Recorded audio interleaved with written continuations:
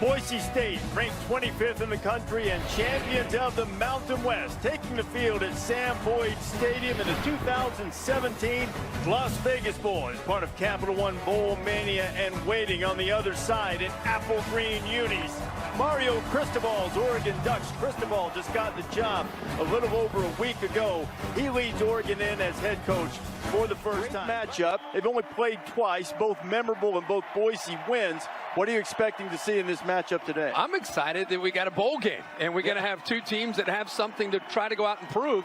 Boise State, anytime they go up against the Power 5, it's go time, and everybody's excited to have that opportunity. And for Oregon, Willie Taggart leaves to go to Florida State. Mario Cristobal is now their new coach. Plenty of incentive for Oregon as well to go out there and try to get a fresh start with a new coach. The players started a petition to get Mario Cristobal named head coach. They were successful, and he's with Molly McGrath. Thank you, Reese. Coach, this past week has been a whirlwind. What did you say before the game to refocus your team?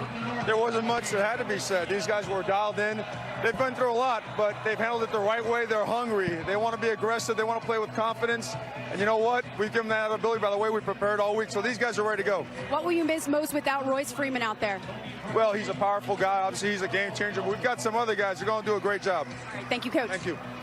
Molly and Mario, thank you. And as Molly alluded to, Royce Freeman, the star running back for Oregon, the top running back in Oregon history, will not play in this game, protecting his draft status. When you include bowl yardage, he's 7th all-time in career rushing. We're underway. Boise State won the toss and deferred, so they'll kick it off. Goes into the end zone. And the Ducks will start on their 25 behind their star quarterback, Justin Herbert. And when he's been in the lineup, Kirk, this offense has been as dangerous and powerful as any in the country. No doubt about it. 6'6", 225 pounds, the arm talent, throws a very accurate ball, and he plays with confidence. And I think his team feeds off of that confidence. I think that'll be a big key today. I can't wait to see how Oregon attacks. Willie Taggart called the plays for this Oregon offense. Mario Cristobal and this offensive staff, they've had a little bit of time here to put their game plan together, build it around Herbert's skill set. Do they continue to fight and battle the way they have all year when he's been in there, or do they get a little bit more physical because of Mario Cristobal and his ability loves to run the football?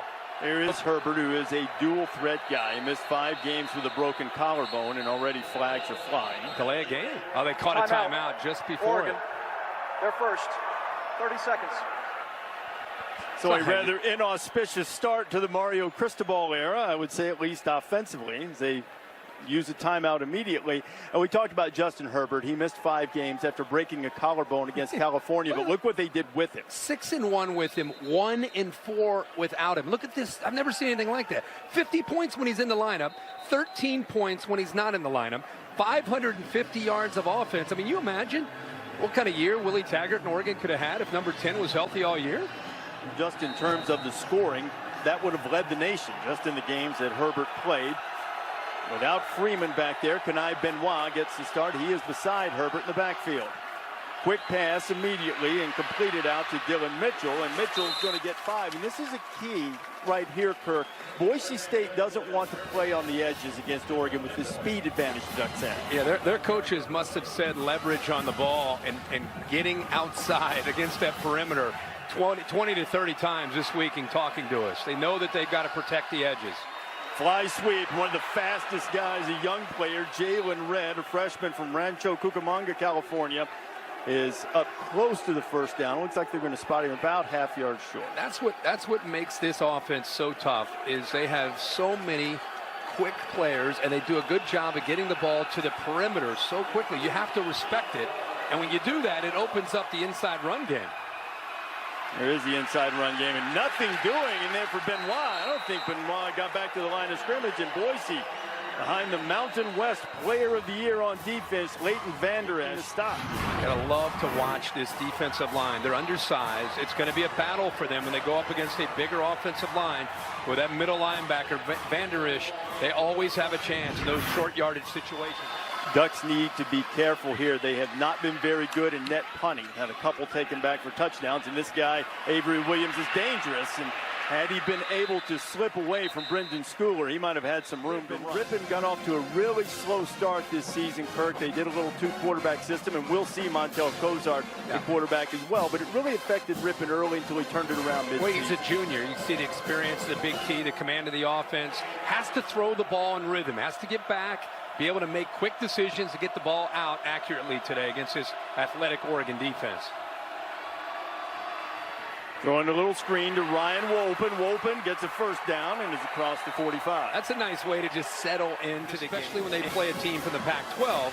It's a nice job of just not getting in a hurry. Even though it's the first pass, he waited for the play to develop, didn't give it away, didn't tip his hand. There is Cozart. We'll see plenty of him. Special packages. He and Ripon will both be in the game at the same time. Wolpen has the ball for the second time, and he's just ripping through the Duck defense for another first down. Zach Hill, the offensive coordinator, has got to love to see this, because they need to be able to be physical against Oregon's defensive front. They've got to be able to run the ball, which will set up their play action opportunities where they can take some shots to Cedric Wilson, number 1, downfield. Ripon, quick pass to one of the tight ends, Alec Dana. Top back. There's a lot of new faces around him, not to mention the Cozart transferred in out of Kansas, and I think he was looking for confidence early. Another back that they're very high on, Robert Mahone, getting a carry, but Jalen Jelks, who's been one of the better defensive linemen, not only in the Pac-12 but in the country, maybe underappreciated as a tackle for loss. Watch him just use his hands and get off of the block. I mean, this is textbook. It's what he's done all year. He's so long. I mean, he's 6'6", 245 pounds. And you always hear about defensive linemen, how good of hands do they have? That's why you need to have good hands, to be able to extend yourself, get off of a block, and then be able to get in the backfield and make a play. That was perfect. Carson and the offensive staff have on third down. They need 3. Quick pass to Wilson. It's complete. Cedric Wilson, their most dangerous receiver, makes the catch and moves the sticks. I love how Zach Hill decides to move him around. It's a third down. He's an inside receiver. And he's got a big safety in Tyree Robinson at 6'4", trying to stay with him. There on third down, moving into the inside to get that matchup. Ripon looking for Wilson again, and Wilson can't hold on. Ryan Harsin in his 4th season as head coach at Boise State. Played quarterback there, spent a decade there as an assistant coach before leaving to go to Texas. Was a head coach for a year at Arkansas State, as we have another penalty. Offside. Defense, number 57. 5-yard penalty. Second down. The touch to Wilson. Wilson's got the corner. Wilson trying to stay in bounds, but he steps out inside the 15.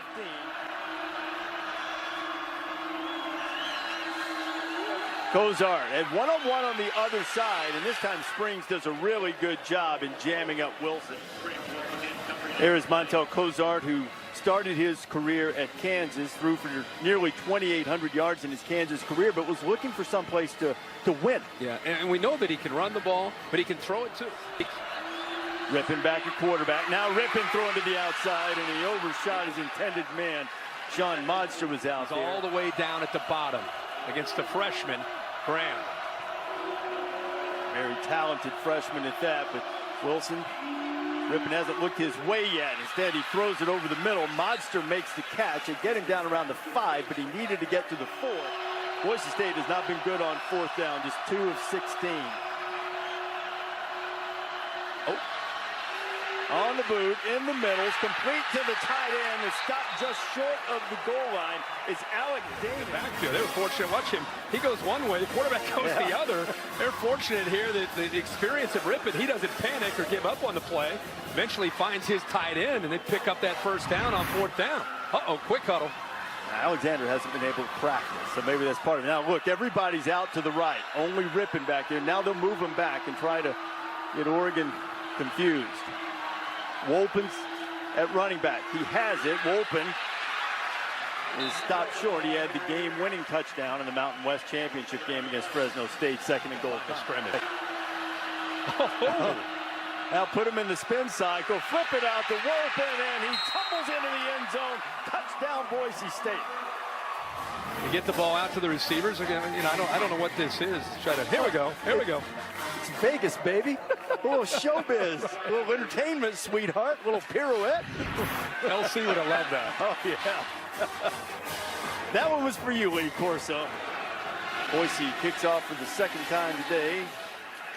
And for the second time, we'll have a touchback as we go down to the field in Molly McGrath. Well, Reese, Royce Freeman immediately went to running back Tony Brooks-James after Oregon's first drive. He gave him advice and has been in the ear of all the offensive players so far. And before the game, he even got in the middle of the team huddle and gave encouragement in a speech to the team. And Justin Herbert told me if they can't have him on the field, they need his leadership and his coaching on the sideline. They've at least had that so far. Molly, thank you. Find it a little unusual, frankly, that after making the decision not to play, which is certainly well within his rights, if that's what he wants to do, that taking that kind of role at the moment. And at least it appears that the Ducks responding okay. His replacement, Kenai Benoit, runs through a sea of flags. Cam McCormick, the tight end there, hooked a Boise State defender. That's Holding. every flag Offense, on the field number came in 84. on that one. 10-yard penalty. First down. You know, Oregon wants to be able to talk about Oregon. You think of Herbert throwing the ball. See the tight end right there? He just hooks him.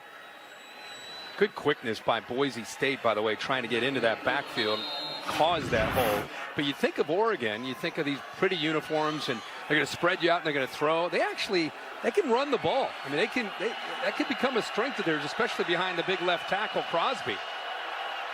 Jalen Red coming in motion, but they'll give it inside, and nothing doing in there as Benoit is hit before he can get back to the line of scrimmage. Watch how quick he reads this, and the linemen don't have a chance to climb to that second level. You saw the center, Hansen. He wanted to get up there, but he couldn't. Herbert got company in the backfield, and Justin just has to throw it away. Former walk-on, played 8-man high school football in Salmon River, Idaho, and now he's going to have a decision to make after this game about whether he's going pro. And this is another guy who's had a really good season, Keikoa Nawahine. The preparation in these first two series by Boise State has been incredibly evident. Nawahine that time being able to read that quickly. Again, 6'2", 200-pound safety, plays like a linebacker up in the box. In two series for Oregon's offense without Willie Taggart, and they're off the field twice in 3 plays. Pressure coming on the punt. Oregon's had one blocked for a touchdown this year. Stanford did it, but they did force a fair catch from Avery Williams. 13 plays, other than the pirouette. The pirouette, window dress, but that was just window dressing. Yeah. Just a backward pass. Rippon wants to take a shot, and he does, but he has to throw it between a couple of Duck defenders looking for Cedric Wilson back there, but Oregon not fooled. Ugo Amadi and Springs both in coverage. You know, Amadi's a safety, but he has corner background, so they put him in that slot, even against a talented receiver like Cedric Wilson, and they're confident that he can stay with him. It's a much better matchup for Oregon than Tyree Robinson, who's more of a traditional safety at 6'4". Wilson, you might recognize the name. His dad, Cedric, was the Super Bowl champion with the Steelers and a national champion with Philip Fulmer at Tennessee. Second down and 10. Rippon's got a man out there. It's Monster in the secondary. He's inside the 20 before he's finally dragged down by Amadi, and Boise State's in business. Look at the amount of time that he has to be able to come off his first read. He goes to the second read and eventually makes the throw, and they leave the middle of the field open. It was the matchup that we just talked about. Amadi is a safety, has corner ability, but when you give a quarterback with Rippon's ability to make accurate throws that much time, you're going to pay for it. 50-yard pickup to offset a 51-yard punt, and now Wolpen is knifing his way down close to the 10. Wilson is back to take the snap, and they do a little double handoff. Wolpen has it, and he's cut down, but not before he gets inside the 5. Transfer from Northern Colorado. Tough guy. They say he only knows one speed. That 100%, 100 miles an hour will go right into the teeth of the Oregon defense. You know, watch Cedric Wilson after he hands the ball off. He's going to lead around as a receiver. Boom, picks up a great block right there, and another block by Bates. Rippon took the snap, gave it to Wolpen, and Oregon stands tough inside. It'll be third down and goal. Mahone, the redshirt freshman, now at running back. Rippon wants to throw instead. Rippon throwing it into traffic, and it's intercepted. Arian Springs, a very poor decision by Rippon. And it's a turnover in the red zone, and maybe that'll give the Ducks a little life. Springs does a good job of fooling Rippon. Rippon thought that Springs was sitting with the receiver to the outside. So he really took a chance by throwing this football early, anticipating he would stay to the outside.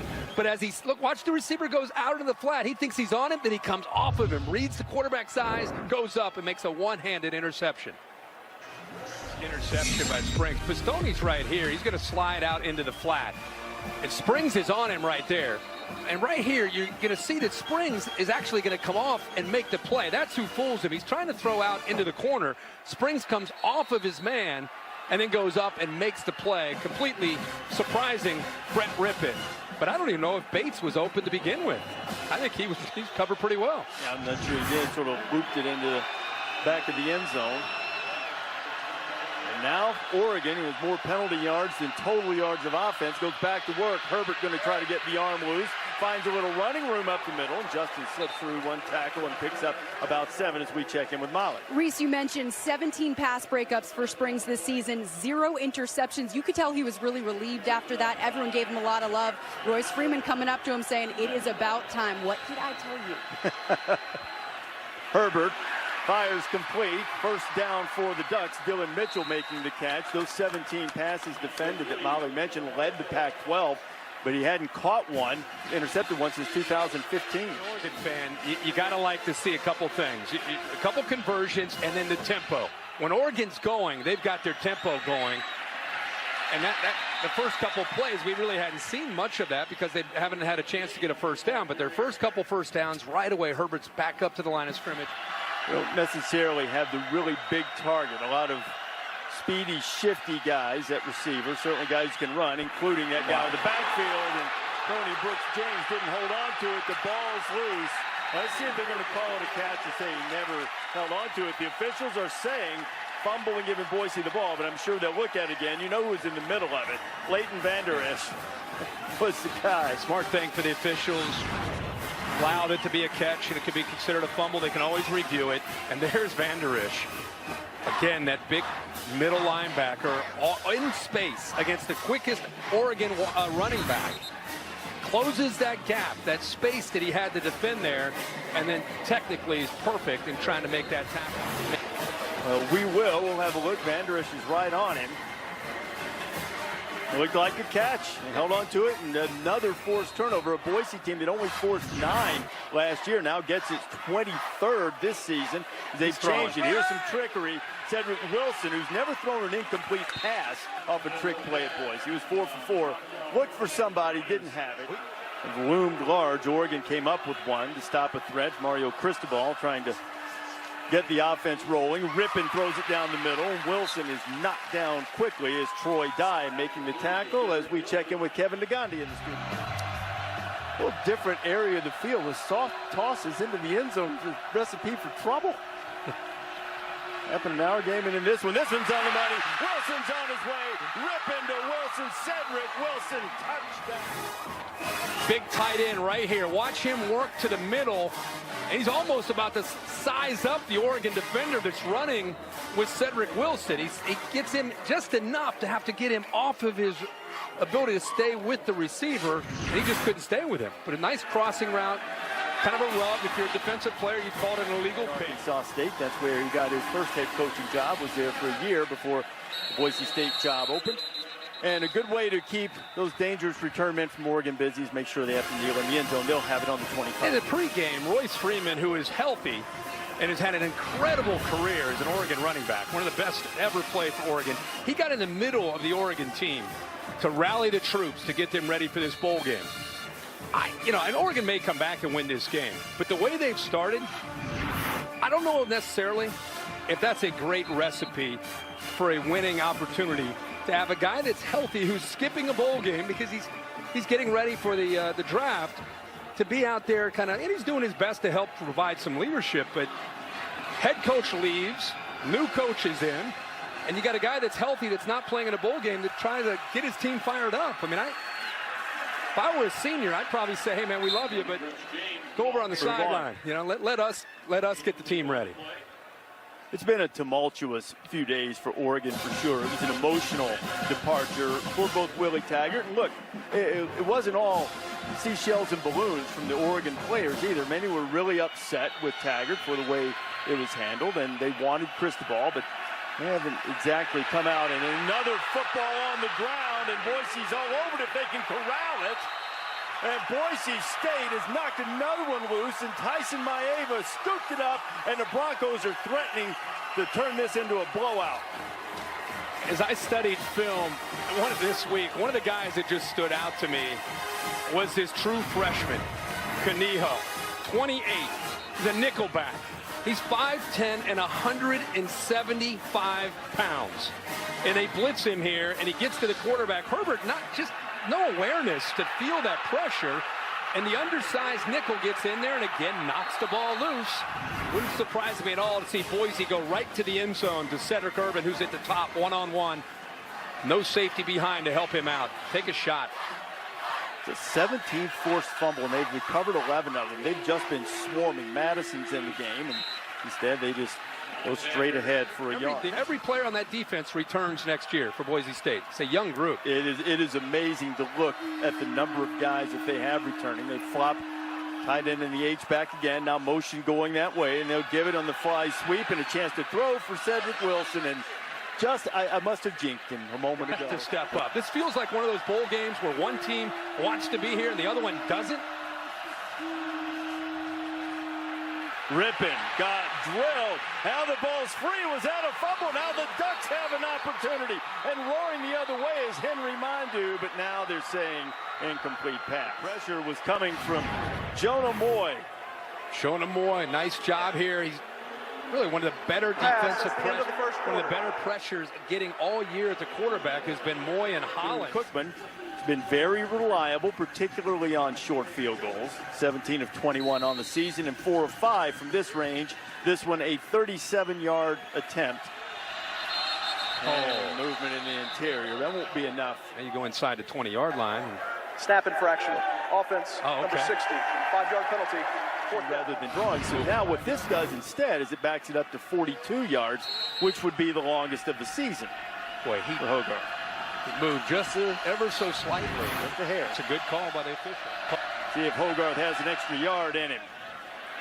On the way, and it is no good, and Oregon comes up with a much-needed stop. So Boise State's had a couple of opportunities. Now they got one of them back by forcing a turnover and going down and scoring. Give Oregon's defense. Could be worse. Yeah, give Oregon's defense credit, keeping them in this game. They got the turnover down deep inside their own red zone, and now they come up with a stop and force this field goal, and Boise State ends up missing it. And sometimes you need something like this to spark you, to get you going. Let's see if that's what happens here for Oregon.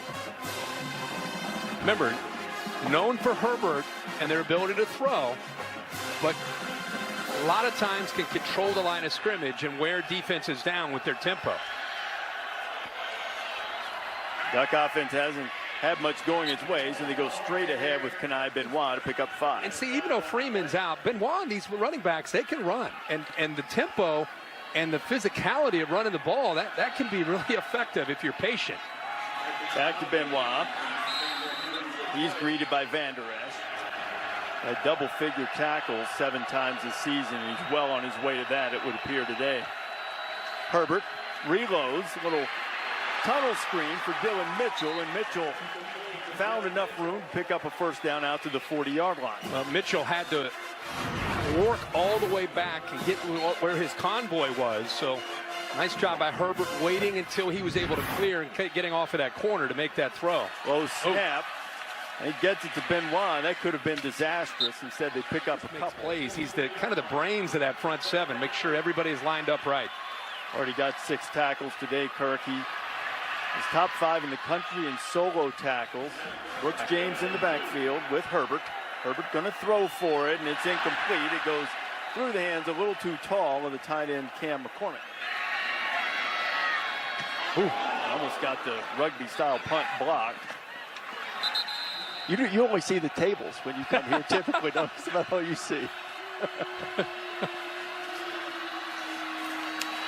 Boise State Back on the ground, it is Jelks making the stop on Ryan Wolpen. We haven't heard a lot from Jalen Jelks, who has announced he will return for his senior year. Well, Jalen Jelks has had a heck of a year. We talked about him earlier. He and Troy Dye and Justin Hollins, Jonah Moy, Jordan Scott. You throw Mondu, 92, in there as a senior. What a different looking defense from the previous two, where they really struggled. Much better this year. Rippon has lots of time. Cannot connect. He was looking for Octavius Evans. It'll bring up 3rd down and 8. I mean, this Oregon team was in the national championship just a couple years ago. 2014, they played Ohio State in the national championship. And in 15, they set a school record for allowing 37 points a game. That's not a good school record. They come back in 16 last year, went up to allowing 41 points a game. So they set a new school record, and this year much better with Jim Leavitt, only at 28 points a game. The stats in a lot of cases, Kirk, are remarkable. They jumped, in some cases, almost 100 spots in defensive categories as Rippon throws back shoulder, but the flag's going to come in. A little too aggressive on the coverage was against Wilson. Was the defender Diamador Lenore. And Lenore is a true freshman in there for Graham right now. Defense, number 15. Right there, the left hand got a hold of that jersey up by the shoulder pad. Well, it's not really surprising is to see flags thrown against the Ducks. They are the most penalized team in the country. That one keeps him from getting off the field. Comes Amadi on that blitz. Rippon sees it. See if Oregon gets out of that. Blitz was right here. Rippon gets the snap off. And just runs away from it. On 2nd and 9. Rippon rolling to the outside. Man wide open. 1st down and out of bounds. C.T. Thomas, a freshman from Lancaster, Texas, makes the grab. Using one receiver to get in the way of the defender trying to stay with another receiver.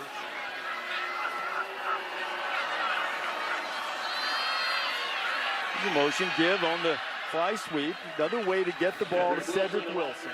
And he's had a terrific senior year. 1st team all-conference performer. On 2nd down, back to the ground, and there is Mahone. Boy, he showed a little explosion getting through that hole. They're going to quick snaps now. Rippon's pass, fairly accurate, looking for Danins. He couldn't hold it. 2nd and 10. You know, when Montel Cozart comes in, and if you're a Boise fan, you already know this, but what that does for a defense is it gives you time during the week of preparation. You can't just study Brett Rippon, and this is what they do when 4 is in there. You have to spend, 30 minutes, 40 minutes, maybe an hour a day on dealing with quarterback run games. So you're really preparing for 2 different style of offenses dealing with Boise State this year.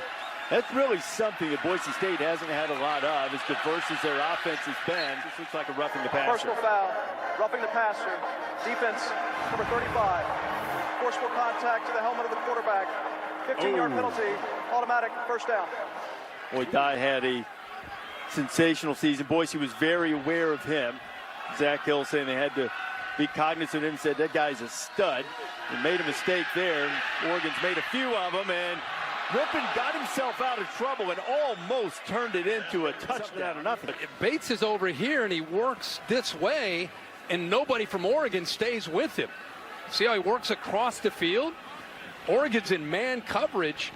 Everybody has a receiver, a tight end. Nobody picks up the freshman, and they got pressure. That's the only thing that saved them there. They got pressure on Rippon, but blown assignment. Oregon catches a break. On the ground, pickup of about 3 for Wolpen. Rippon throws to the outside and inaccurately. Almost seemed as if that snap came back a little slowly. Might have thrown off Brett's timing just a hair. Hogarth missed from 42, this one from 39.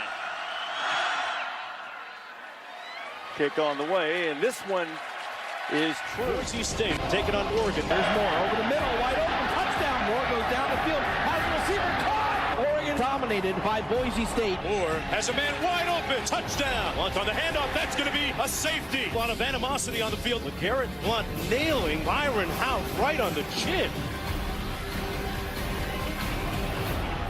They've only played 2 times, but both have been memorable. Both Boise State wins, one in Kellen Moore's first road start and the other in Chip Kelly's first game on the blue. And unlike LeGarrette Blount and Byron Hout, Doug fans, Bronco fans, and sit together peacefully. There was a lot of trash talked in that first game in Eugene. And if you remember, that's been several years ago, 2008, 2009 seasons. Blount said leading up to the trip to Boise that they owed him a backside whipping, and they didn't get it, but punch that continues to get played, even though these guys were grade school or junior high. They've all seen it. They remember it. They know about it. Certainly Justin Herbert does. I mean, he grew up an Oregon fan, grew up about a mile from Autzen Stadium, kid from Eugene, understands everything there is to know about Oregon football and the pressure of being the hometown quarterback. I know Royce Freeman's not in there, but Oregon, if they're going to win today, they've got to be able to be patient and run the ball. And try to run it with Tony Brooks James. I mean, blue is just swarming everywhere. Van Der Esch was first, had plenty of help along the way. You know, they lost Willie Taggart. They brought in Mario Cristobal as a new coach. Here's another good look at Van Der Esch there, how quickly he is able to identify and make his reads to be able to get into that backfield. But listen, they signed a petition. They wanted Mario Cristobal and this staff to stay together, and this is our guy. Well, you're down 17. Why don't you fight for your guy here? Mario may be ready to sign a petition to get him to play better. That throw is too high from Herbert. It is 3rd down and 8 coming. Here's Mario Cristobal, the new head coach at Oregon. He played at Miami as an offensive lineman, part of 2 national championship teams. Played for another one after a career as an assistant. He was the head coach at Florida International, gave them their first winning season, first bowl trip. Inexplicably, he was fired there, went to Alabama as the offensive line coach, spent 4 years with Saban and won a title. And after being co-offensive coordinator this year, as we have alluded to, he's named the head coach on a permanent basis just over a week ago. 3rd down and 8 for Cristobal's team. Herbert had to get rid of it, and he did quickly to Mitchell. It's a 1st down for the Ducks. You know, Cristobal, as a coach, Kirk, almost didn't follow that path. In the late 90s, he got the call for a job he'd been pursuing with the Secret Service. Got the job, woke up in a cold sweat the next morning, said he couldn't leave football, and he has his first Power 5 job here, but the first half of it has been less than stellar. Well, he ended up making a great call because he likes to influence young men in a positive way as a coach, not just trying to win football games. And that's why I'm anxious to see how his team responds to this adversity. Herbert suffered a broken collarbone this year, and one of the things he wanted to adjust was knowing when to get down, or when the journey was over. And it's a 3rd down coming up. I don't know if Oregon has been in plus territory today. They came close on one drive when they were 4th and 2. They've not crossed the 50-yard line yet in this first half. You know what? It was deep into the game in Chip Kelly's first game before they crossed midfield against Boise then. Oregon fans hoping that the Cristobal era will turn out quite that well. It's quite too early to say. Into the middle, and it's picked off. Intercepted right over the middle. And the play is made by Jordan Happel, a redshirt freshman from Portland, Oregon. Happel does a good job. Look at the eyes of the quarterback. He's looking to the middle, trying to look off the safety, which he did, but he didn't even see Jordan Happel. He throws it right into his arms for a turnover. Maybe didn't quite meet the crazy expectations. Rippon going up top, got a man out there. Couldn't quite hook up with Octavius Evans. It'll be 2nd and 10. And they switched the quarterback a little slow to get everything settled Boise with State. the different personnel. They're first. So 30 seconds. Harsin will use the timeout. A 17-0 lead for Boise State in a first half in which everything has gone wrong for the Ducks. They've had the ball 6 times. They've punted 3 times and turned it over the other 3. And you don't have to be an expert to know that that is not the goal. That's not well. And they're waving towels down on the sideline right now. And you can understand a little distraction, but they just haven't played with any crispness at all so far. No, not at all. I mean, we'll see how the game ends up. Oregon's defense deserves some credit for keeping them in the football game. I mean, we really thought Oregon's offense had a chance. We were anxious to see how they would execute against a very athletic Boise defense, a very determined Boise defense. Still a long way to go in this game, but Right now, Oregon is just holding on, and this Oregon defense has been asked to do a lot in the first half to keep them in this game. Boise State just short of Oregon territory. They've already run 25 plays on the Ducks side of the 50. Oregon's run none on Boise's side. Wolpen wrapped up and knocked down. No room to run at all.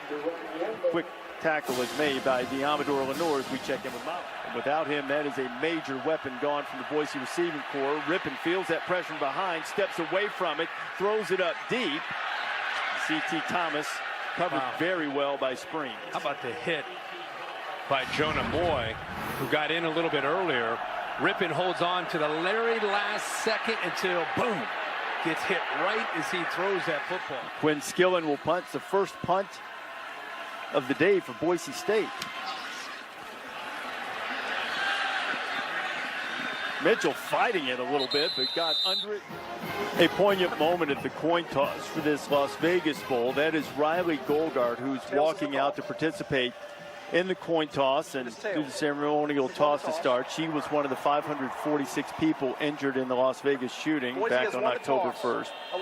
58 people were killed in that tragedy. It's something that continues to be in the minds of not only the people of Las Vegas, but all of us. A terrible, inexplicable tragedy.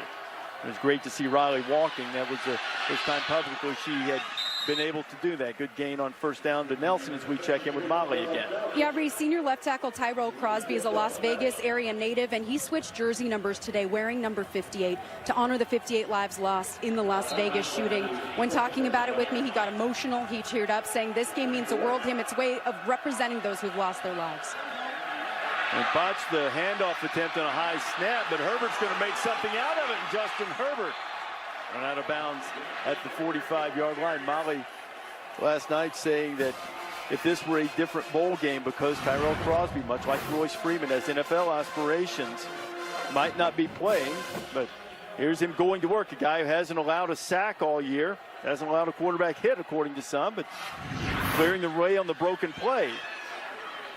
Johnny Johnson trying to get up close to the 50. Ducks trying to, they won't get any points for it, but they're just trying to cross into Boise territory for the first time today. Yeah. And Mario Cristobal says, it says a lot because of where he played at Miami, the players he played with throughout his coaching stops. He says that Tyrell Crosby, the best offensive lineman that he's seen or been around, period. I think that says a lot about the respect he has for him. The heat on Herbert. That looks like an interception, and it's going the other way. Looks like a pick six, and Kekala Kaniho. Touchdown, Boise State. The receiver, you know, he's creating. He's improvising. The receiver, Charles Nelson, goes downfield.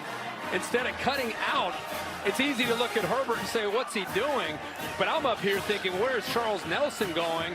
As his quarterback is starting to scramble for his life, he needs to come back to him instead of turning and going downfield. So a miscommunication.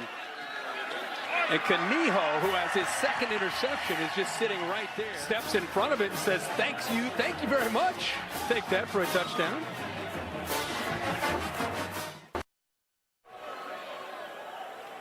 It has been a colossal fail of the first half for the Oregon offense. Their fourth turnover just resulted in a pick six. Justin Herbert throwing the pick. Kekala Kaniho putting Boise State up 24-0.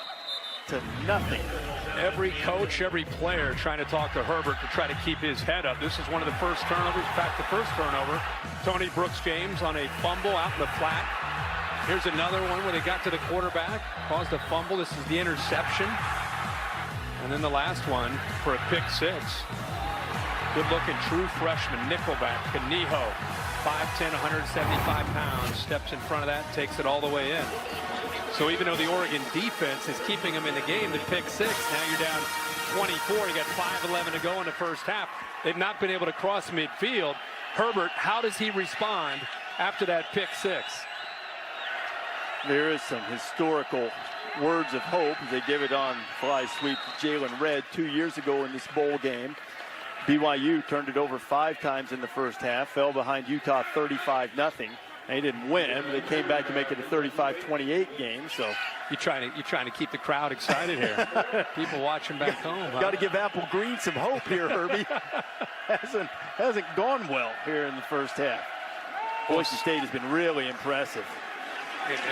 That's the thing, is it's easy to sit here and look at Herbert and Oregon's offense and say, what's wrong? But Boise State deserves a lot of credit here for the preparation of getting ready to play in this bowl game. They have not crossed midfield yet, and 4.5 minutes to go in the first half.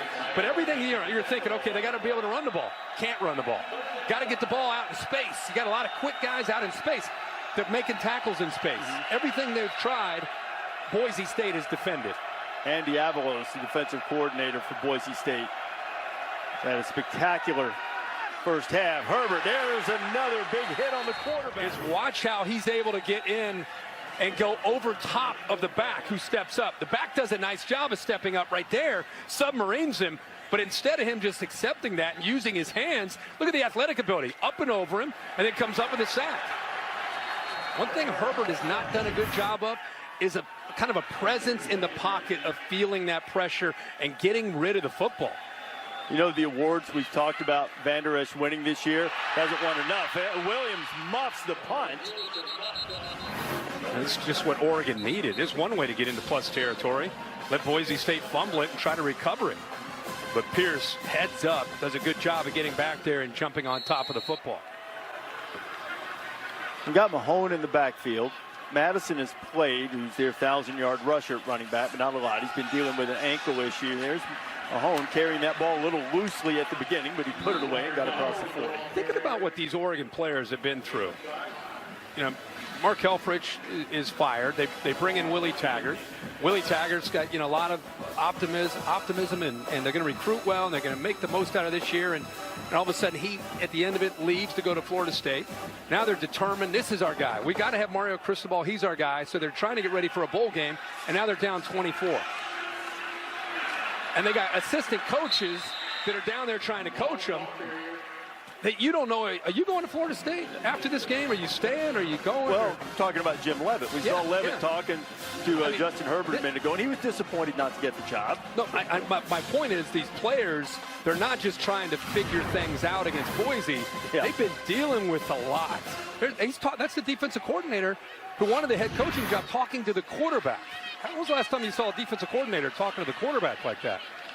My point is, imagine being Herbert. Imagine being these players, and your best player is healthy, and he decides he doesn't want to play in the bowl game because he needs to get ready for the NFL. There's just a lot going on for this Oregon team beyond just X's and O's and trying to play Boise, who's incredibly well prepared, incredibly determined to beat your tail. Hey, look, we want to be clear about this, too. I know that schools outside the Power Five sometimes get irritated and say, oh, you know, every time we play well, it's because the other guy's not ready. You got your hands full. Was that a catch out there on the side? And it was by A.J. Richardson. What a grab. I was just saying, you got your hands full. Even if you are ready, if you're not, they'll start working on you like this. Look at this grab. Yeah, they got a flag in the backfield. We'll take a look to see what that is. But he lays out. Rolling on the field. Incredible effort. Personal foul. Hands to the face. Defense, number 97. And they're going to get Jalen Jelks on top of it with hands into the face.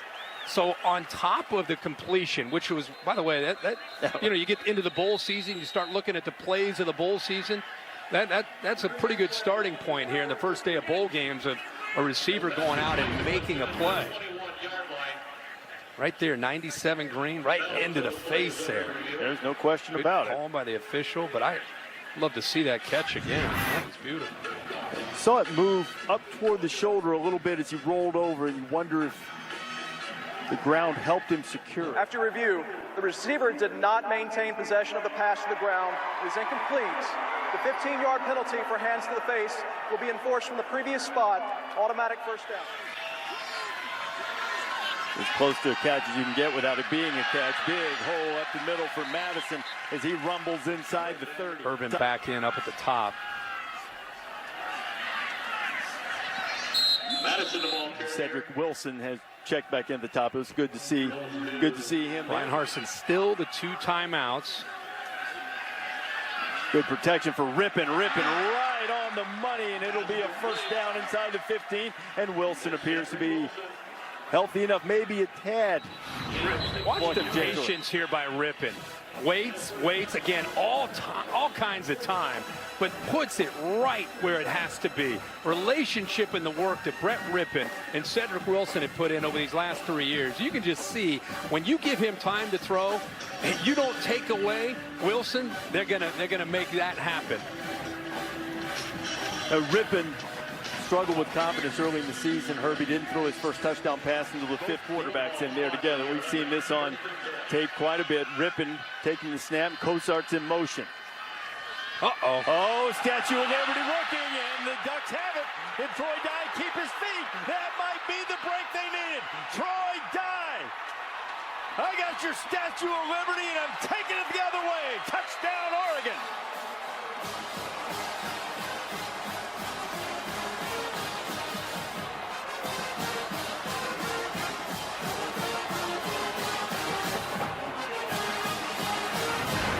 As much as we appreciate Boise State and some of these tricks, does this one come back to backfire on them? Got up into the face mask of Mahone, who's a freshman, and Troy Dye, who's been the kind of the catalyst of this defense most of the year. #1 of the team in tackles, picks that ball up and shows he's got the speed to take it all the way to the end zone. And yeah, you're right. 24-0, about to feel like it's either going to be 27 or 31-0 at the half, and instead 24-7. Huge turnaround for Oregon. This defense has done everything they could do to keep them in this game. Still haven't run a play on that side Ball of start. the 50. Offense, number 90. No, we're going to keep track of that. Replay the try. Every now and then, got to be careful getting cute, Johnson. Boise State out of the huddle, trailing 42-41, going for a 2-point conversion from the 3-yard line. Under center goes Zabransky. Rolls to his right, makes it. It's back to Johnson. He scored! Ian Johnson! They rolled the ball to Ian Johnson, and he scored! Watch the ball get up. So he's waiting, and then it gets up into the face mask of Mahone, and Troy Dye is thinking that's exactly. He saw that ball on the ground. He's thinking, I got to get to that ball. He's got the speed to be able to take it to the end zone. Oregon need that, and now they're back in the game, starting to feel the vibe here in Vegas, but still down 17. This has still been all Boise State in the first half. Avery Williams. I love when the Steelers and the Patriots get together. It's always, and this week it's huge because whoever wins emerges more than likely with home field advantage. Rippon trying to get it back, and he's got his man. It's Wilson, Cedric Wilson inside the 10. Thomas Graham, the freshman, has been tested, and you see Wilson is down. But look at this, he's tested, pretty good position. The ball is just perfectly thrown. And there's the speed there by Wilson. Despite the injury, whatever is hampering him and slowing him down, he had enough speed to be able to go by Graham, just enough. But the ball by Brett Rippon could not have been placed into the arms. He couldn't have handed it better to Wilson than the way he threw it. A lot of road routes down in this area. Like to try to use the receivers to try to get into the way of a defender. Also remember the timeouts are gone, and there's another interception. And now Oregon has an opportunity. Going the other way is number 2, Tyree Robinson. He's on his way to the house. End-to-end consecutive huge plays by the Oregon defense on consecutive drives, and the Ducks are back in this thing.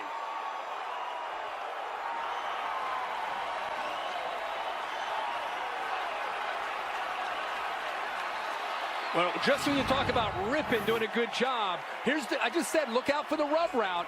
That's exactly what Richardson works to the inside, but give Oregon credit and Tyree Robinson credit for not getting picked, not getting in the way. Watch how he kind of does a good job of being able to get over top of the rub and then steps in front of it. Brett Rippon anticipated and hoped that the rub would work, instead of waiting to make sure and then throwing it. He just kind of threw it out there thinking that Robinson would be impacted, and he wasn't. 2 defensive touchdowns in 30 seconds. A 100-yard interception return, an 86-yard fumble return before that. And the Ducks, despite being completely ineffective on offense, they're only down 10. So you got this receiver, Richardson, working out here. This receiver working here. You're trying to create a rub where the defender actually runs into each other. They avoid each other, and then Robinson steps in front of it. Ripping got drilled, by the way, after he threw it for punishment, I guess, of throwing the ball. Yeah, he should have waited just to make sure and then let it go. Instead, he threw it early, anticipating and kind of hoping that it would work, and Oregon's defense, again, able to avoid it. And remember, Herbie, that's the second interception in the end zone that he's thrown in this half. Yep. Another scoring opportunity went awry. Boise has turned it over in the red zone 3 times. There have been 7 turnovers in the first half. How about scoring 14 points and you haven't crossed midfield offensively in a half? I think like that's like going to the tables here and it just keeps turning up your number. Those dice keep hitting, right? Yeah. I mean, you could have lost your fortune by now with a stat like that. Instead, a couple of good rolls. Just when you think everything's snake eyes, is rolling your way. 2 defensive touchdowns in a half minute. You see things you don't usually see in bowl games, it seems. Yep. We just talked about how Brian Harsin and Boise, instead of accepting that fumble and a touchdown, they're coming right back, and then just Timeout. Like that, Oregon. the blink of an eye, 30 seconds. 24-14. Oregon showing some fight, and there are plenty of folks who show the fight. The UFC Performance Institute, that was Forrest Griffin leading us toward the octagon. That's a remarkable facility they have there. It really is. Just built this. I mean, it's beautiful. All of it. So if you're training there, that's the thing that really stands out as these guys get ready. We would have a couple rounds, me and you. Yeah, you see, Forrest is pointing to me. Clearly, he knows that I was on the verge of choking you out there. That would have been it. You know who? The cauliflower here was in play yesterday, too. It was. You know who else used to do some MMA was Mario Cristobal. He fought MMA late 90s in the Miami area. So just when it looked like he was about to have his team choked out, they broke the hold and showed some fight back. We'll get you to the studio Mercedes-Benz halftime report right after this message. Boise State, Cedric Wilson, the playmaker, 26-yard touchdown catch from Brett Rippon. We've got a fantastic game in Vegas right now. The Broncos up by 10 against the Ducks. Welcome to the studio. Kevin Nagani here, Mac Brown and Booger McFarland. This looked like all Boise all the time. 24-0 lead, and then boom, the defense for the Ducks coming back and creating turnovers in the red zone. Well, Brian Harsin created the edge. They had them ready to go. They've given up 2 red zone interceptions, a missed field goal, and had a fumble for a touchdown. This thing shouldn't even be close. And you got to give Levitt credit. Defensive coordinator for Oregon. He's the only reason they have any chance in this second half. Right, and from an offensive standpoint, Herbert missed 5 games this year. You have to wonder how sharp he is, how comfortable he is in the pocket, because right now he just doesn't look sharp at all. But they're not blocking anybody. Well, you're that a guy too. up front. Yeah. They don't look very sharp when they're on their back. Give you some perspective, too. Boise State in the previous 8 games, 2 turnovers. In 8 games, we just saw 3 in the red zone in the first half. That's Boise. I mean, they could be up much bigger than this because we haven't seen, as you mentioned, a lot from this offense with Oregon. And the guys talked about it on the broadcast with Royce Freeman not playing in this game. Their best player, nearly 1,500 yards rushing. He's not playing, but he's on the sidelines. And we saw a video of him talking to the team pregame as a coach. What do you make of this? Well, he's not part of our team anymore. He decided not to play in the game. I don't bring him. I don't bring him to the site. I don't let him be around the bowl. I don't have him speaking to our team for sure. If he's on our football team, he's at home. He's watching because he made the decision. I don't want to play. I'm not going to be part of it.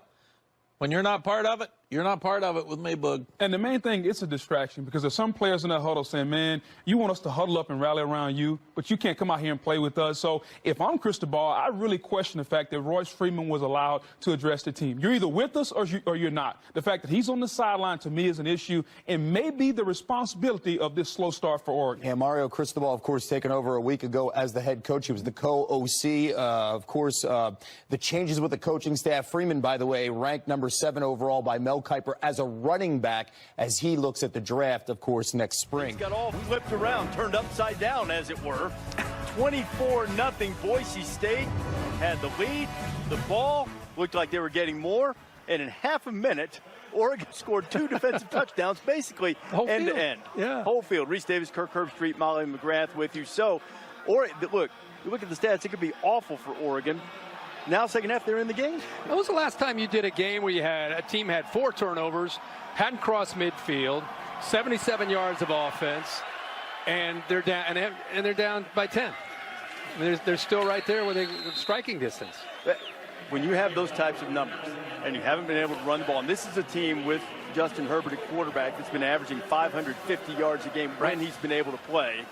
And they have 77 in the first half. They're only down 10. And listen, it's easy. We keep talking about it. It's easy to knock on Oregon and say what the heck's going on with their offense. But I think it's very important to talk about the preparation of Boise State, and they have as much to do with it as Oregon lacking execution, at least in the first half. It's always could be a different game here to start this second half. Well, the turnovers were very costly for Boise State, though they controlled really the first half. They started the second half picking up 4 as we take a look at some of the things we were just talking about in our Pacific Live game summit. Yeah, Boise, they did everything that they needed to. They were able to build that big lead. They're up 24-0. It looked like they might be up 31-0 after this interception, but this is a turning point. They're inside the red zone, 15-yard line. Tried to trick play, Statue of Liberty, ball goes on the ground, and leader Troy Dye picks it up all the way back for a touchdown, and Boise State comes back with a big play, and then Tyree Robinson with a pick 6 to get the Ducks within 10 before the half. Open out of the backfield and up close to the 40. It'll be a first down for Boise State. And those great plays by the Oregon defense, Kirk, doesn't change the fact that Boise State was by far the better team in the first half. Yeah, and with that being said, you know, I think with a veteran like Rippon, and he's been in and out because they continue to bring in Kozart from time to time, but he's hit some big plays. They've had some explosives, but if I'm Brian Harsin, I need him to be consistent with his decisions and with his accuracy throwing the football. Back to the ground, Wolfen picks up a couple. He threw that pick where he was assuming that the pick play would work, that the rub route would work, and it didn't. He also threw an interception to Springs earlier in the game when he went up one-handed. They were inside the 5-yard line. So, you know, he's played well, but he's had moments where he's just really hurt his offense. All 3 of the Boise State turnovers came in the red zone, 2 leading directly to touchdowns. Broncos ended up stopped getting the ball back and scoring after the 1 turnover in the end zone, but the other 2 kept Oregon in the game, firing the slant. Cedric Wilson making another catch. He had over 100 yards receiving in the first half. He's had a great year, but that was an example of just using those soft hands, set up 3rd and short. Oregon got penetration but couldn't make the tackle in the backfield. Justin Hollins, the outside linebacker for the Ducks, who was part of the mess up on the Statue of Liberty play, helped cause the fumble. The handoff was high, but he was there to make a hit before Troy Dye scooped it up, is the player that they are attending to. Yeah, watch his left knee right there. Right as Mahone is coming down. Jonah Moy, who rotates in and out with him at that spot, will have to take over. Hollins had a really good season, the second in the Pac-12, forcing 3 fumbles. He's involved in the other ones we mentioned. Mahone stretched it out too far, and Samson New was the player who almost got Mahone in the backfield on 3rd down and missed him. This time he didn't. Yeah, you don't have electrifying speed. It's really hard for Boise State to go sideways, to go left and right. You know, you have this kind of speed out here, and the defensive backs have great speed. And New is a freshman at 6'1", 215, but has quickness of a safety. Mahone tried to bounce it outside and ends up losing a lot of yards. 2nd down and 15 facing Rippon. Jelks trying to apply some heat. Wilson Sees the ball before the defender and goes and makes the play. Working on Diamanor Lenore, and Wilson saw the ball coming and just showed that veteran savvy to get to it. And we just talked about the body control, the way he's able to read the ball. He comes back. The freshman never found the football. Lenore never saw it, but the veteran Wilson sees it, adjusts back, and is able to make that catch. That's what I'm saying. Like, some guys just naturally, when the ball's in the air, they just have it. They know how to be able to find the ball and catch it. Some guys, it's a lot tougher to do. Pick up at 30. Mahone straight ahead.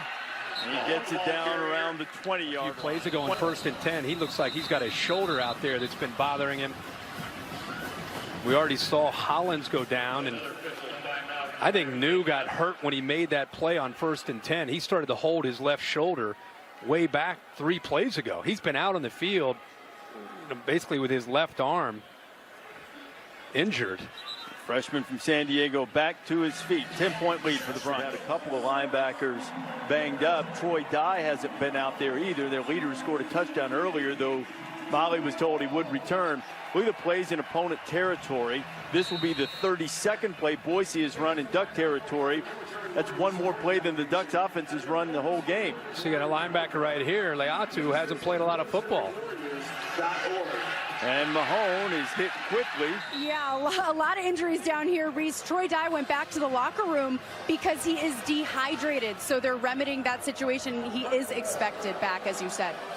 Okay, Molly, thank you. So that's good news under any circumstances, but particularly when you consider the number of injuries that suddenly the Oregon linebacking corps is dealing with. Big third down coming here for the Broncos. Yeah, Oregon was confused. They had guys running on and off the field. Oregon. Almost. 3rd down and 4. Rippin to the outside. He has his man complete. Steps out of bounds at the 15. 3 turnovers in the red zone today. Kept Oregon in the game. Wolpen picks up a couple. Remember, Reese, this Oregon defense that was challenged time after time in the first half.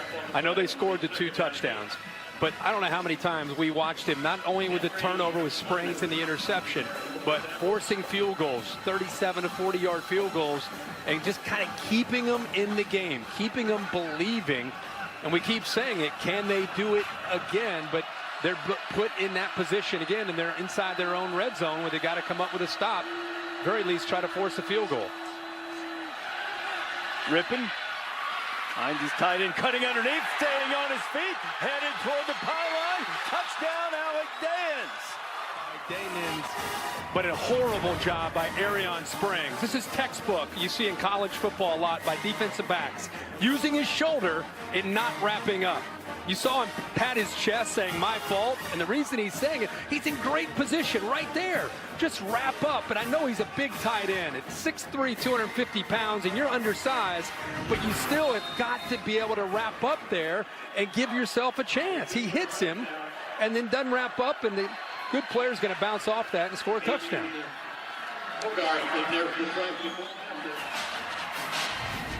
During all of the festivities of Bowl Week, players and staffers from Boise State and Oregon assisted the Goody Two Shoes Foundation, providing hundreds of disadvantaged kids in the Vegas area with shoes, socks, toys, and other things they need. Several kids out here at Sam Boyd Stadium enjoying the game. Those wearing blue and orange, much happier, but Oregon not happy with this effort. Yeah, this is 2nd down and long. Right here, Springs makes that tackle right there.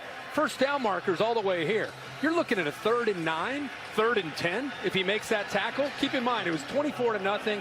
You score 14 unanswered on defense to get yourself back in the game. And it's the first series to start the second half. Missed tackle ends up costing him. Charles Nelson going to try the return.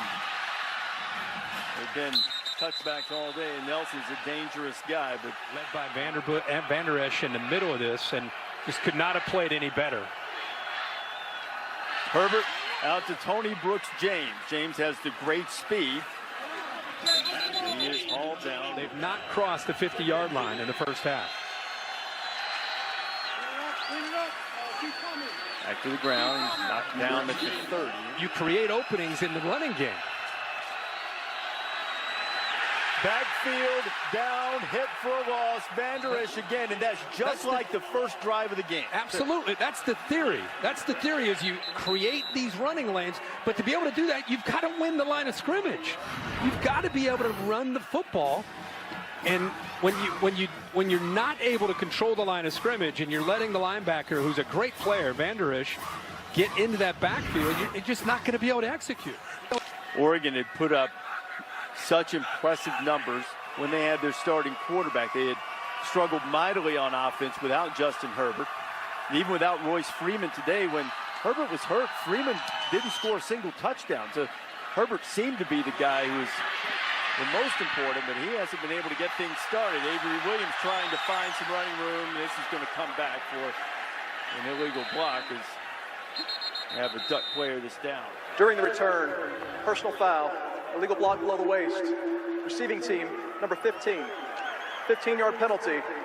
First down. 2.5 quarters into this game, Oregon looks like one of those fans that sits out there and says there's just too many bowl games. I'm not going to watch these bowl games.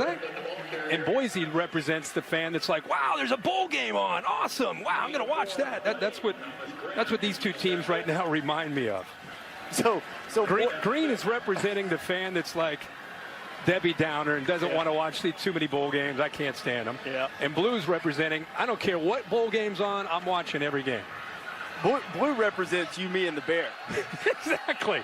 If it's on, we're watching. Who's on?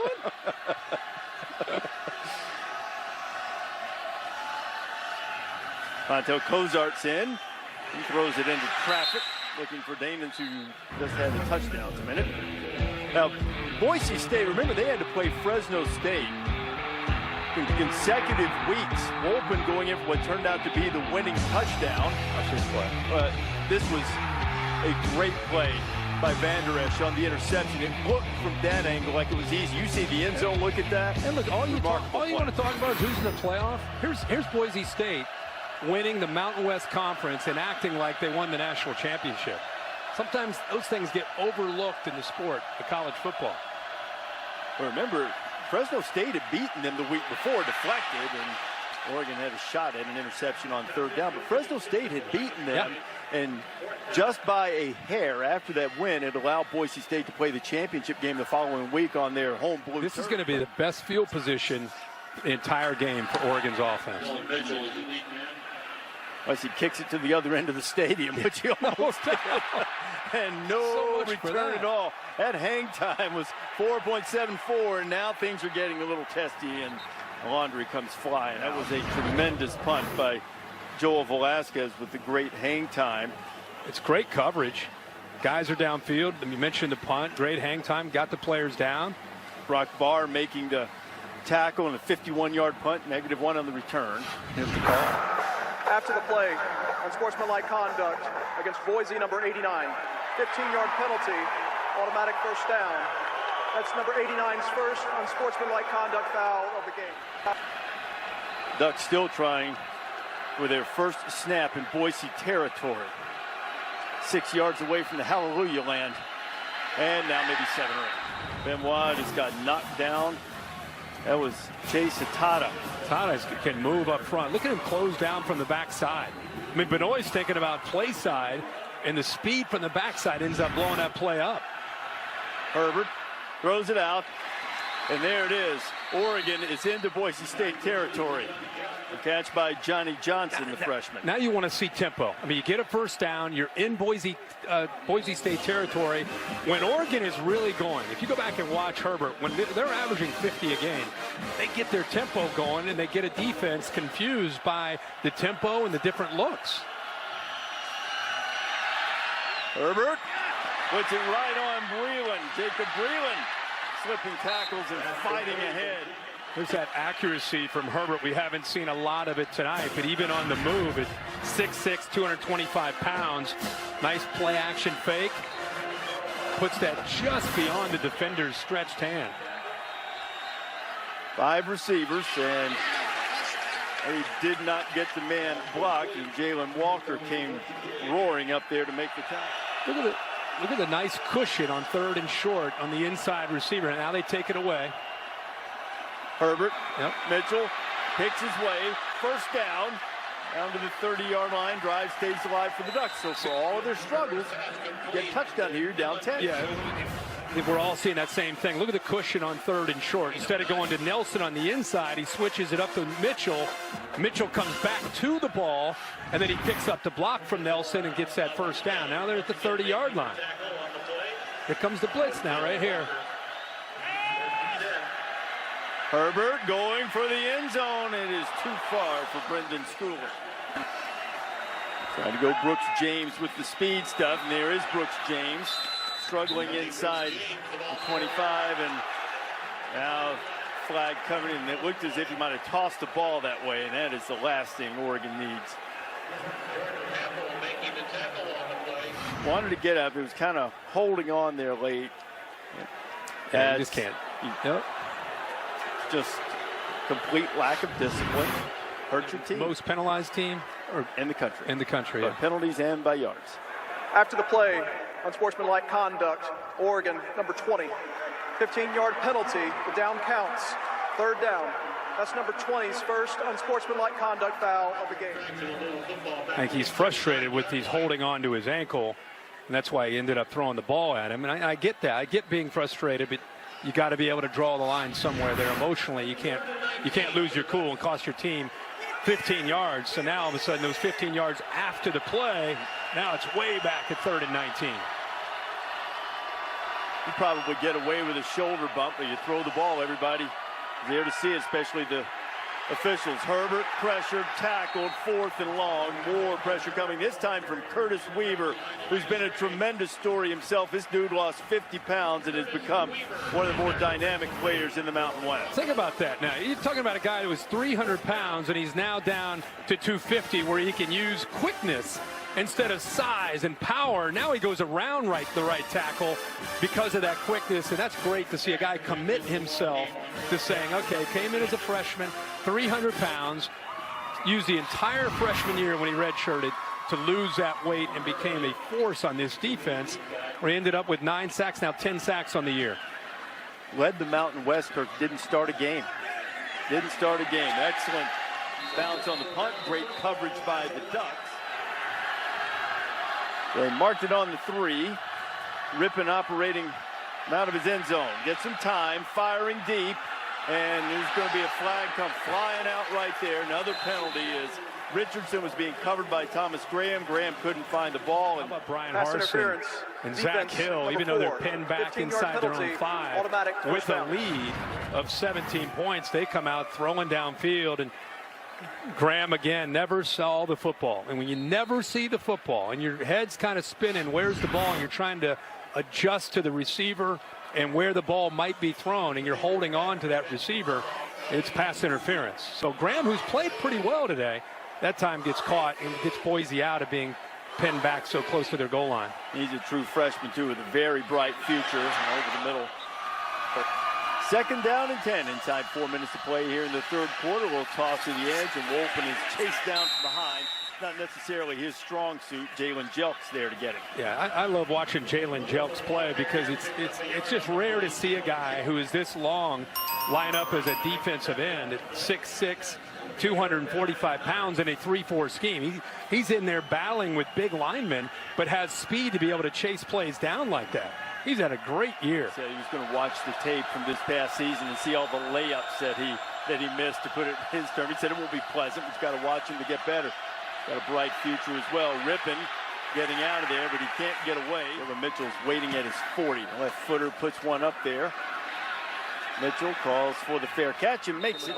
Well, Reese, Leighton Vander Esch just gathered his defense together and told them to keep their emotions in check. He said, look what their emotions are doing to them. Let them penalize us. You can't get caught up in that extra stuff. And Vander Esch is a really quiet leader. He only speaks up when he needs to. They run the ball. Those linemen up front protect him and keep him clean. 8 of his 9 tackles have been his solo variety, a category in which he ranks in the top 5 in the country. Darian Felix, a freshman running back that they're high on. It's a good gain on first down. Molly, how does the Leighton Vander Esch family travel around? Well, it's funny you ask. His dad, Darwin, bought a bus a year ago, and the entire family takes this to every single game, home or away. About 30 people boarded this bus from their small hometown of Riggins, Idaho. Made the 13-hour journey. That's Darwin right there. Leighton told me this is an old Disneyland bus. His dad repainted it, gutted it, refurbished it. You can tell the inside is tricked out. It's pretty cool. And right on cue for you, Molly, Leighton makes another tackle. Boise State will shoot those gaps. So instead of running, they decide to get away from that pressure. Let's take a look at it. It's getting a little testy in there. Everybody knows about the LeGarrette blunt punch. They had a couple punches. Mitchell took one and then gave one to Avery Williams, who wasn't even involved. And neither one of those were called, by the way. Unable to run the ball. Just amazed at the line of scrimmage. Oregon 39 yards running. And I know the game started to get away from them. They started to throw. But they have gotten whipped up front. A tackle in the open field. And when this offense can't run the ball, there's so much of play action off of it. It could be in for a long day, and that's what we've seen. Final seconds of the third quarter. Herbert firing and knocked down. So instead of being worried about going downfield, you cheat up a little bit and you're able to be in position. So when he turns at that 8 or 9 yard mark, you're already coming forward and you're able to get your arm around and knock that ball away. That's just little things that go a long way in playing defensive back. Clock's going to hit 0 here in the third quarter. Williams, pretty good decoy to let the ball bounce into the end zone, and the third quarter comes to an end. Fourth quarter about to start here in Las Vegas. Mario Cristobal imploring his team to finish down 17 as we start the final period. Well, this is his first speech to his new team to start a fourth quarter. They just happened to be downside by 17, but he left a program in Alabama with Nick Saban and Scott Cochran. They prided themselves on the fourth quarter, and it's, I'm sure, ingrained in him. So he's trying to make sure his team understands what this fourth quarter needs to be about. First play of the fourth quarter is Robert Mahone, the redshirt freshman, carrying.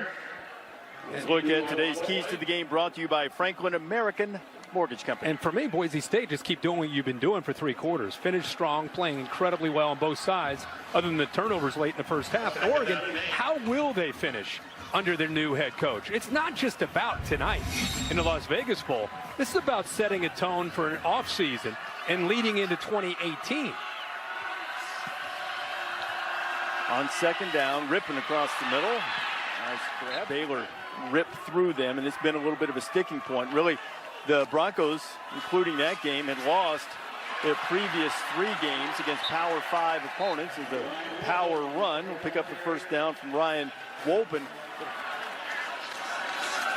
And up to this point, they have taken full advantage of that now into the fourth quarter. Should be said about Boise State's offense this year. Remember, they had a bunch of new faces around Brett Rippon. So since they've been FBS, the Boise that we all know now nationally, and so for them to come all the way through that, and you can see today, I mean, they like to throw the ball, but they're better now at running the ball than they were early in the year. Rippon reloads, gets outside the pocket, and throws it away. Oregon's been a really good rush defense for the most part this year. Stanford got after them pretty good with Bryce Love, but they did a really good job against Khalil Tate in Arizona. And today it's been through the air. They take care of that flip to the running back in very short order. Mahone had it, and Jelks was there almost as soon as he caught the 14 Oregon has on the board. All courtesy of its defense. 86-yard fumble return on a botched Statue of Liberty play, and a 100-yard interception, all within a 30-second span right at the end of the first half.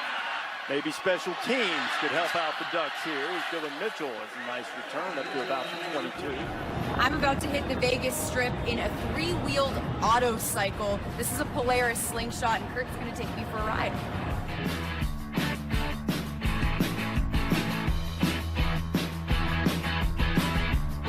Isn't a bad way to explore the Las Vegas Strip, that's for sure. Thanks so much to Kurt at Adrenaline Rush Slingshot. I was able to hear, smell, and see all the sights of Las Vegas. That was the best way to experience it all in one sitting, and I felt like I was in the Batmobile, guys. Are you going to get yourself one of those, Molly, for home? Let's talk to our bosses about a little pay raise for that, guys. Justin Herbert slingshots out to the edge and scampers out close to the 40, but there's a flag down. Holding. Defense, number 15.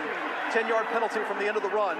First down. 11:47. Obviously, not only trying to get back from 17, but the clock as well. Wise sweep. There's the freshman Jalen Redd. You know, tempo is a big part of their offense. So there should be a comfort level in getting lined up and getting able to get the ball snapped quickly. Big thing, you want to see your receivers. They got to win some one-on-one battles to give Herbert a chance. Herbert looking, firing to the outside. Mitchell has it. He shakes off one guy before he's dragged out of bounds. It'll be a first down for the Ducks. Mitchell and Cedric Wilson from the same high school, White Station in Memphis, Tennessee. As Benoit gets inside the 35. I think it's important for Boise, Reese. You know, it's a little bit of a different mindset when you're up by 17 and you're in the fourth quarter. But you don't want to lose what has allowed you to dominate the game. It's one thing to be smart and keep everything in front, but you don't want to lose your aggressiveness, which has been such a big part of their performance today. Mitchell has it again. Blocker out in front of him. McCormick got a body on one guy to help him out. Herbert. And dropped. Had the first down, potentially a touchdown, and it was Cam McCormick who just couldn't hang on to it. That's the second time we've seen him with a chance to make a big play, and he drops the ball. This is kind of Oregon. When you think of Herbert, you think of those seam routes. You think of him throwing the ball perfectly in stride to a receiver or a tight end and getting big chunks of yards, and that time the freshman tight end unable to hold on to it. Costly drop. Ducks need a yard. This has been a problem earlier today. Again, they'll roll Herbert. He's in trouble. He gets away. Can he get to the stick? He does, but barely. He got to him, and he thought, wow, you're big. 6'6", 225. Herbert to the end zone again. Touchdown, Brendan Schooler. The former defensive back turned back wide receiver. Makes a touchdown grab, and with the extra point, it's going to be a 10-point game. Yeah, it's a nice drive by Herbert and Oregon. 7 plays, 78 yards, under 2 minutes. Most importantly, you can see Boise State brought pressure. They brought the blitz. One of the few times we've seen the secondary out of position. Avery Williams, the freshman, goes to the inside and leaves Schooler all alone to the corner of the end zone. Third touchdown catch of the season for Schooler. Extra point is true, and just over 10 minutes to play. Famous Las Vegas Strip, and when you come to the Las Vegas Bowl, it's just a few miles out of town here. They bring a lot of that entertainment to you during the breaks. They have entertainment on stage down there with Cirque du Soleil type acts or the King of Rock and Roll. They're just singing Viva Las Vegas. Up here, Herbie was singing along. You an Elvis fan, Herbie? Oh, yeah. Early Elvis. Okay. How about you? You're all over Absolutely. it. You're all over it. Oh, yeah, for sure. You know, I think you know every song. I know most of them. I do. That is true.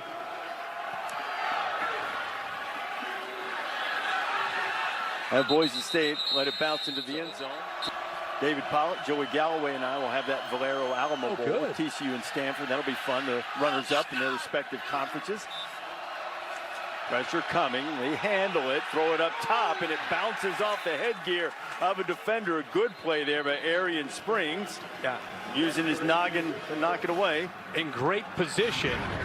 Wasn't able to really see the ball until it hit him in the helmet, but because he was in phase, meaning stride for stride with the receiver, because of that, he's able to defend the ball with his helmet. Down goes Rippin. Justin Hollins with the sack, and the Broncos will have to give it up. It's the second time since his injury he's come up with a sack. He's right here, and this is a freshman going up against him. And Ezra Cleveland's going to be a great player for Boise. But that time, the hands of Justin Hollins and the quickness allows him to disengage from Cleveland, get away from him, and then close in on Brett Rippin. Mitchell's waiting across his own 40. He'll signal for the fair catch right at the 42. Royce Freeman standing on the sidelines, choosing not to play to protect his pro draft stock. Haven't had a great offensive day, fewest yards since Chip Kelly's first game, a loss on the blue to Boise State. But now Justin Herbert trying to rally his team. Tony Brooks-James, a speedster, is into Boise territory, and he has a first down. He's got receivers going downfield. He's got 4 verticals way downfield. He comes off instead of getting greedy, checks it down and lets him do his magic after the catch. Herbert slings it to the outside. It's caught by Mitchell. A long throw. Looked dangerous for a second, Oregon just feels like they are in a much more aggressive state of mind and a little bit more positive energy coming off of them right now than where they've been the entire game. Herbert firing for Mitchell toward the end zone. There was some contact with Avery Williams. The Boise contingent hoping for a flag. Mario Cristobal is out there. They're sending him back to the sideline. Yeah, it's a little push there at the end, but not enough to call interference. Going after Avery Williams at 5'9" and leave him on an island there with a game on the line. Yeah, his center was late on the snap. Everybody moved except the center. The entire offense started to run their play, and they were just waiting on the ball to get snapped. Watch the snap. Everybody moves. Number 66, 5-yard penalty. And he snaps it. Third down. Jake Hansen just I don't know if he's thinking about the call or getting everybody aligned, but he just missed it. Remember, Curtis Weaver on these third downs a lot of times is the guy who can get in after the quarterback. They're showing pressure, and here come guys. They pick it up for a moment, but not long enough. It was Weaver, but instead they move him inside in a little stunt move. Lyman, he gets right through them. See, we talk about him losing weight and getting quick, but he still has that power. At time he shot right through two offensive linemen. From 3rd and 2, likely 4 downs to get that first down, to 4th and 17 and being forced to punt it away. And Herbert, too, sort of wanted to get rid of the ball on that last throw, but Weaver hit him quickly, just as Wolpen is hit in the backfield by Jelks quickly. Oregon at one point could have been down by 31, 34 points, but backed up deep in their own territory time after time. Oregon made just enough plays on this side of the ball to give them a chance to come back and win. Wolpen, short game to bring up 3rd down and touchdown. There is Jim Leavitt. His future is in some question. When we asked him about it this week, about whether he would join Willie Taggart at Florida State or what he planned, he said his focus was just on this right now, so his decision is uncertain at the moment. At least that's a huge first down and a completion to the young receiver, C.T. Thomas. Which usually means a coach is gone when he says, I'm focused on this game. Good job by the offensive line giving him time. He doesn't panic. He almost checked it down to his back Wolpen, but instead, that's the experience of a quarterback, a 3-year guy that's been around. He was about to check it down. His 14th career 300-yard game for Brett Rippon. Picked up 22 on 3rd and 9. See, a couple junkies like us will go watch that second half when we get done here. Yeah, well, we will. The kid looked like a rolling bowling ball of butcher knives there, cutting through. Another strong run from Boise State. Robert Mahone. The pistol look. Mahone hit in the backfield. Oregon needs a stop. They need it twice. Boise trying to finish it up. Up 10. Boise State 4:27 away from getting another Vegas Bowl win. What a quick start for Boise State. They had a 24-0 lead on their way to 31, and whoa, put the brakes on it. Oregon scores 2 late defensive touchdowns at the end of the first half to make it a 24-14 game. Boise State to try to put the game away. Rippon showing a little bit of running ability to keep the clock moving, and the last timeout called by the Ducks. UCF was trying to play Georgia Tech. A game called off because of the hurricane. Rippon throwing deep and lays it right in there to Wilson again. Let me tell you something. Those two, they are, it's like a telepathic connection on that route and that throw. Yeah, they've done it. They've done it all day. They've done it throughout the last few years. But you maybe haven't seen a ton of Cedric Wilson. And it's a shame because he's one of the top receivers in the country. A tall guy at 6'3", body control. This is about the ball, the placement of the ball away to the outside shoulder, away from the defender. Perfectly placed over the receiver's shoulder and Wilson. And you're right, the relationship is very evident between Rippon and Cedric Wilson. 221 yards receiving for Cedric Wilson. They wanted to get him the ball, and boy, have they. Wolpen headed down close to the goal line. Did they stop him just short? I think they did. Oregon's defense been making big plays. He's down. He's short. Ball is just short. Just a hair. Yeah. Ugh. That's all Very right. Give it back to him, right? They put the ball at the 1. If anything, it looks like it's about maybe the 4-inch line. I was going to say they might have shorted him 3/4 of a yard there.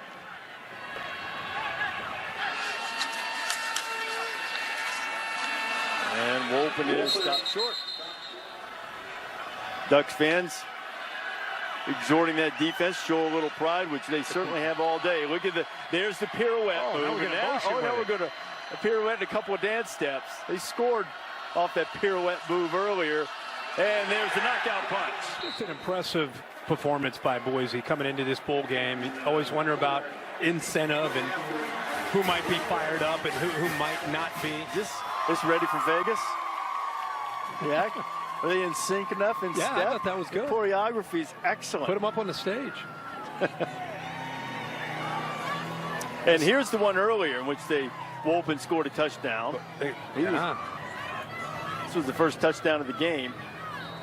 Backwards pass and a run. They've been through a lot. I mean, with the coaching changes over the last calendar year, not just with Willie Taggart leaving, but also with the firing of Mark Helfrich last year. Charles Nelson on the return. Here's what we were alluding to with all the coaching changes. When Jimbo Fisher moved from Florida State to Texas A&M, it really created the opening that Willie Taggart had coveted for much of his career, an opportunity to go back to the state of Florida with Florida State. And on December 5th, he was named Seminoles head coach. That left after just 1 year. The opening at Oregon, the players rallied, got a petition, took it to the athletic director, Rob Mullins, and Mario Cristobal was named head coach. Not the way Mario wanted to start, for sure, but the real start of the Cristobal era will be in the offseason, how that work goes and how the Ducks respond, what types of changes might be made as a result of this. Herbert throwing it deep, and Mitchell makes the catch and looked back like he was looking for somebody to come chase him, but he gets down inside the 10. I don't know what he was doing there. I think he was waiting for a block or what he might be. Or a friend to lateral it to or something. Yeah, but Jalen Walker, again, leaving these corners on islands with the lead, and it looked like Mitchell may have run out of bounds. I don't know if he was pushed close, out of bounds, but he was very close to going out of bounds. Pickup of 67. Herbert, back shoulder, and complete. He had possession of it, and the ball comes out. There's a little bobble right there. And he ends up getting it, but by then he was out of bounds. Feet were off the ground. This is what I was talking about. Did he run out of bounds without being pushed? Yeah. He's out of bounds there.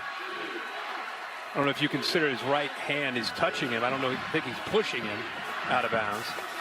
Yeah, if you're forced out of bounds and come back in immediately, you're still eligible. But if you just run out of bounds, then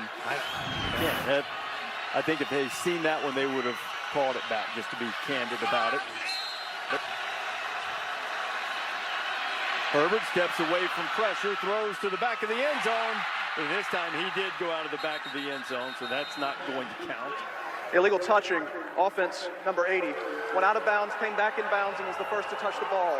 Ball be placed at the previous spot. 4th down. And Herbert looks like he wants to run, and at the last second sees Johnson break free. The right foot's out of bounds. I think he just lost sight of where he was and maybe the awareness of that back line. I just like the fact that Oregon's fighting for a new coach. They haven't gone away. They keep competing. Herbert firing to the end zone, and this time it is Johnson with the catch. Or no, check that. That is 30. Red with the catch, and he got it over the goal line for the score. for the Ducks. Jalen Red, impressive young player for Cristobal. See, I mean, if you're Mario Cristobal, probably odds are you aren't going to come back and win this game. But this team could have shut things down. You know, many of their fans have left. I mean, they could have emotionally shut down, but they've not at all. And they keep trying to get back. Last few possessions, they've done a much better job being able to get points on the board than anything they had previous to that. For Cristobal's team. Now the Ducks, according to our ESPN recruiting staff, with a number 11 recruiting class on the first day of November before the coaching change. At one point, the Ducks were ranked as high as number 5. Now all of these at this point are commits until the early signing period coming up next week for a few days, and then of course the normal February period. And think about if you're these two teams. I know that Brian Harson's flying back to Boise and doing some recruiting. This is a huge weekend with his early signing period, and Oregon had grand plans to have a lot of those verbal commitments on their campus and kind of seal the deal on a lot of those guys, and then they end up playing in the Vegas Bowl, and they lost that weekend. And it's so timeout. Boise State. They're first. 30 seconds. And make sure they have this onside kick defended properly. A lot of success for the Broncos in this bowl. A lot of success for the Broncos in a lot of bowls. It's really a remarkable story in college football. They late 90s when they become an FBS program, and to have the level of success and to beat the teams they've beaten over the years on the big stages. Well, I think that's why they get that benefit. That's why they're known as that team. You know, when Kellen Moore was at Boise State, they played Georgia in the Georgia Dome and beat them. They played for a good Virginia Tech team in FedEx Field and beat them. And that's how you beat Oklahoma in a Fiesta Bowl. When you do those things, you get recognized and you get the benefit of the doubt of the group of 5. Here's the bowl wins against Power 5 teams, and you should note that teams that were in Power 5s at the time of the bowl games that played TCU. TCU at that time was not in the Power 5. Obviously, they are now. And TCU and Boise State used to have, back before TCU went into the Big 12, they had some knockdown, drag-out games. Wilson over 200 yards receiving. Scored a touchdown as Rippon takes a knee. The Capital One player of the game is Cedric Wilson from Boise State. And what a way to end. It has been a terrific career for him. And Boise State, 13 seconds, will officially have its 11th win of the season. And Mario Cristobal will lose his debut as the Ducks' full-time head coach. And Molly, the Broncos did go an impressive performance against Oregon in a 38-28. That is our final score from Vegas. Remember, live coverage in this game, the post-game trophy ceremony presented by Capital One. You can log on to ESPN3 for our entire ESPN ABC crew. Kirk Herbstreit, Mullen McGrath, I'm Reese Davis saying so long from Las Vegas.